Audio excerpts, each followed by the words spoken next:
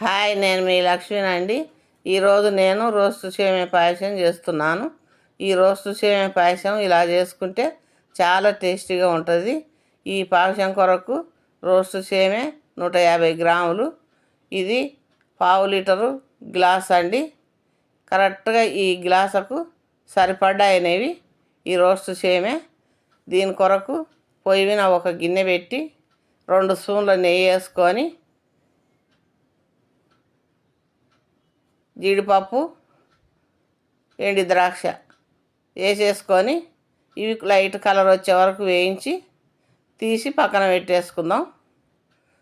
అదే నెయ్యిలో రోస్టు సేమియా వేసేసి ఇవి వేయించాల్సిన అవసరం కూడా లేదండి.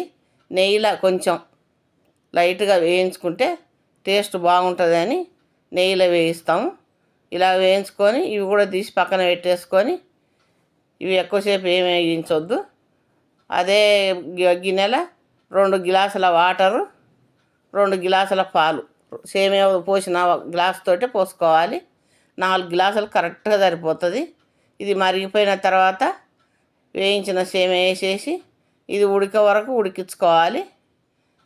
ఇది మెత్తగా ఉడికిపోయిన తర్వాత 1 గ్లాసు చక్కెర, ఇది 250 గ్రాములు అవుతుంది. ఈ చక్కెర సేమియా అయితేనేమో 150 గ్రాములు అవుతుంది.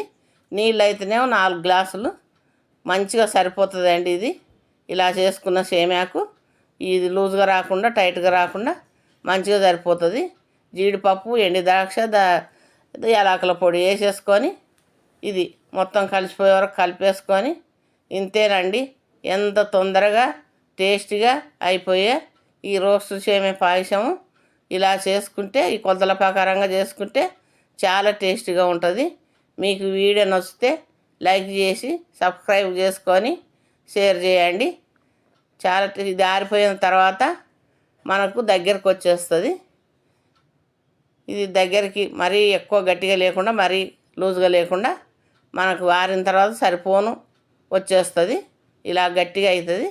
మరీ గట్టిగా లేదు చూడండి, మామూలుగా ఉంది. ఇది తినడానికి ఇలా ఉంటే మనకు టేస్ట్ బాగుంటుంది.